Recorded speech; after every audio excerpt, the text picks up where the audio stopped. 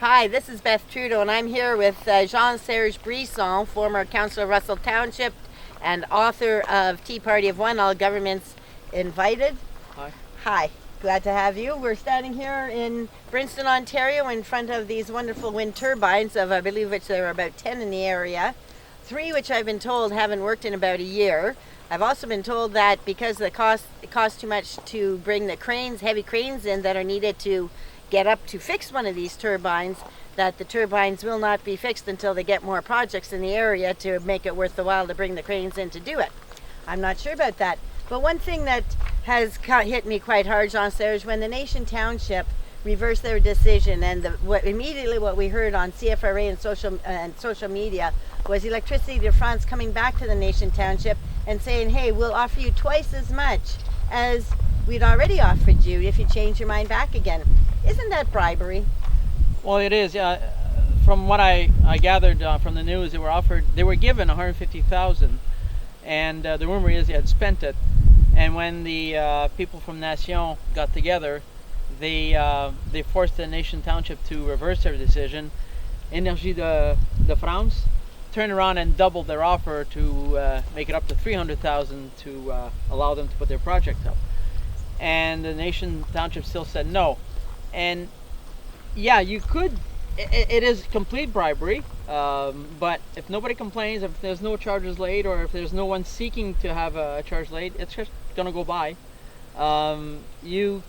If you rob a bank and nobody runs after you when you run out of the bank, you rob the bank and get away with it. And same thing here. People are bribing each other with our own money, and they'll end up getting away with it if nobody complains. So I guess a group of concerned citizens should maybe band together and go to the local police station and tell their concern about how people like Donald Thornton, who is the stakeholder for Electricity de France in the St. Isidore project, who also started his career as special assistant in the office of Premier Dalton McGuinty and worked his way up to the Ministry of Energy, where one day he works and hands out the money for all these wind projects, and the next day he's a stakeholder in a project that's receiving the money.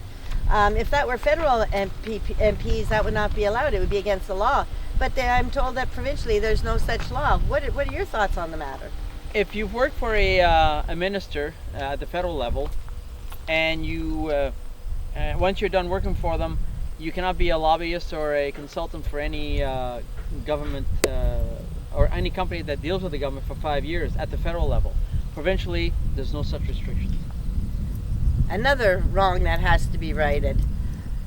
And because of the change of heart by the Nation municipality, who we might add 2 years ago, unbeknownst to their citizens, had declared that they were willing hosts, and in fact went out and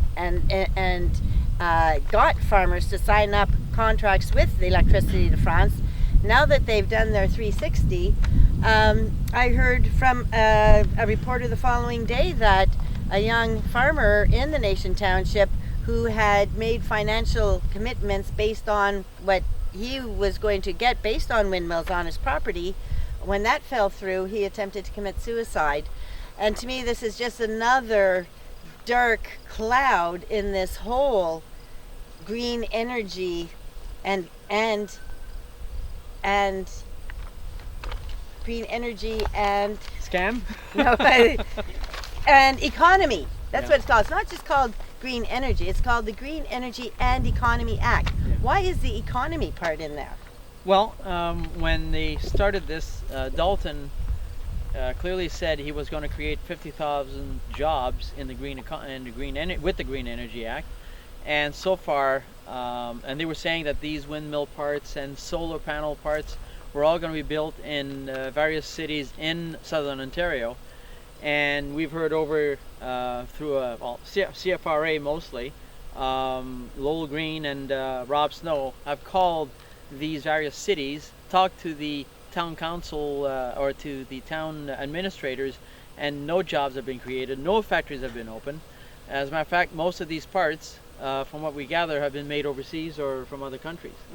So the jobs that have been created, or what you see here, is preparing, building these windmills. Those are the only jobs that have been created. But if you want to look at it properly, they're construction companies that have been contracted. So there's no real creation of new jobs. It's just maintaining jobs that are already there, and they would be building something else if they didn't have this to build. That's right. So the creation of new jobs that are constantly, like if you go into manufacturing, you're creating new wealth. If nothing's being created here in Ontario, there is no wealth being created. Right. And this is just siphoning more money, more resources out of the province and going into another district. And the people that are putting up in Eastern Ontario that we've met, you and I have been to quite a few of these wind meetings around our area, seems to be Leader Resources, seems to be the ones that they're hiring to do the installation of most of these wind turbines. And what concerns me is when the Leader Resources stands there and blatantly lies about Niagara Falls running out of water, about how hydro is less reliable than solar, about how we only use the top 3 inches or 4 inches of soil to grow our crops in. When I hear this coming from them, and I remember at the first meeting you and I were at, the people we were talking to at Leader initially tried to say that the company that was putting up the windmills was an Ontario-based company. And we challenged them on it, and it took a while, but they finally broke down and said, yeah, they were only the ones that put up the windmills, that it was actually a European company that was the owner of the windmills. And it was at that point that you and I found out something about the Ontario Teachers Pension Fund. Well, to go back, Leaders Resource is just a developer, same as a developer will build homes in a development project. And once those houses are built, they just sell them. There could be a financier company in the back of it to put up the money to build them, which then later on they find someone to invest in the project, which become the investment, which is the teachers fund is one of the investors in the project, and they end up owning the project. And the other aspect of it is they do need to create the image or the belief that we're running out of capacity in other areas that we used to produce electricity, like Big Bertha in Niagara Falls, where it's basically only used at 1/3 of its capacity. So there is that image that they have to create that we're running out of capacity of producing electricity with water.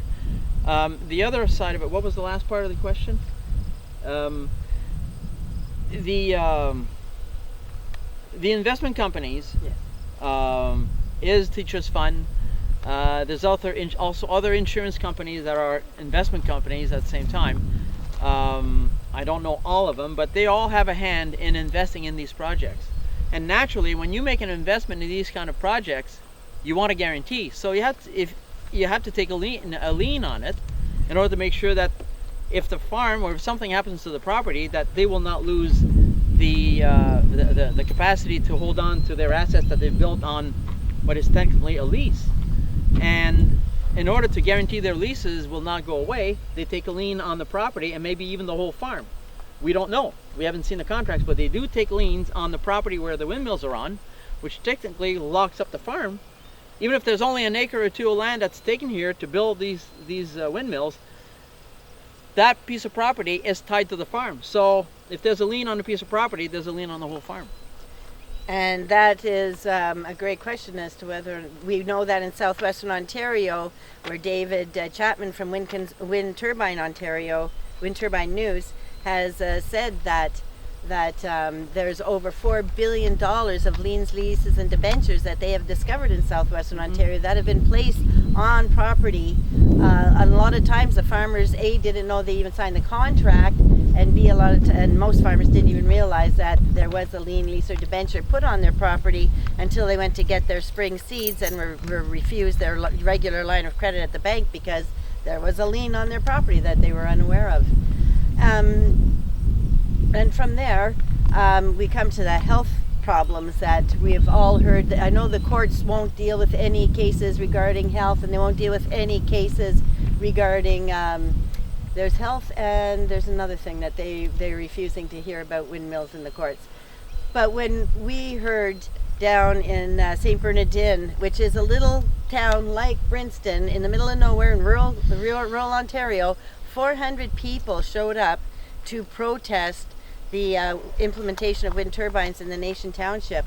And we heard a physician, a retired physician there, and there's a group of physicians that are now working together to compile and write papers about the effects of wind turbines. And we were told there's also veterinarians that are getting together and starting to do autopsies on animals that are being aborted or being come out with defects in that. What's your concern about? You're going to be having, if this all goes through, Energy de Portugal is going to have wind turbines right by your place.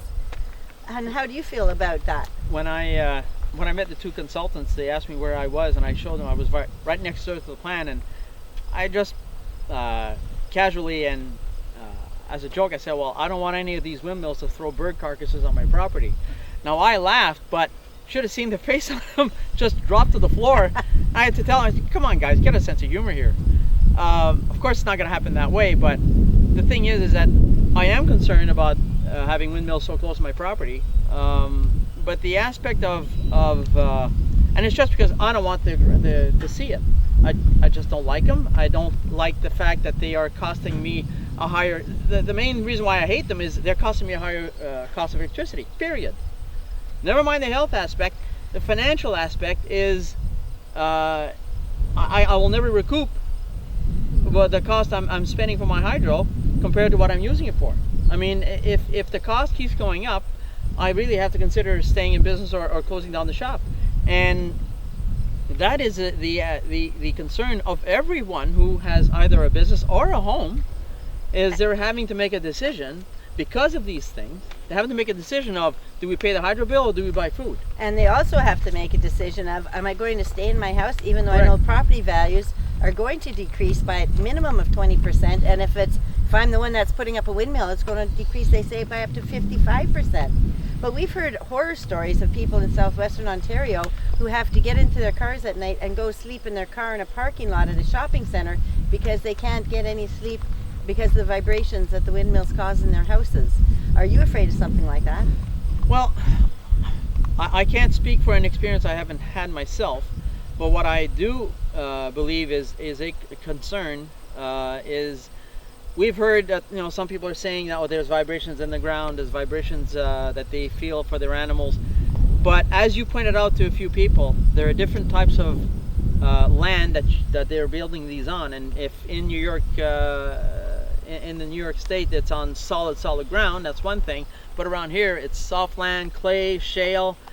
And does the vibration of the machine when it's running, when the windmill is running, does it affect the land differently? Does it affect its own vibration differently? So we don't know that aspect. We don't have any scientific proof, but it is a question that needs to be asked. And we do know that the wind companies have agreed that yes, wind turbines do cause vibrations. They have agreed. That is one thing that they have come out and said.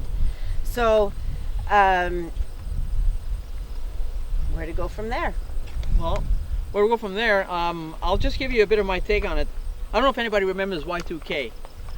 Y2K, a short version, everybody thought that when the year 2000 was going to hit, that our computers and anything that was controlled by a computer chip would, well, short out or malfunction in some way, just because the year 2001 had not been planned on, or the year 2000 had not been planned for it. And there were a lot of government companies, bureaucrats that were hired in order to work into resolving the problem, which when 2000 arrived, nothing happened. But hey, the run was great. A lot of private companies made tons of money selling services to the government offices and departments that were created because of Y2K. And then when Y2K went away, these companies turned around and said, you know what, that was a great run, but we need something that doesn't have a deadline on it.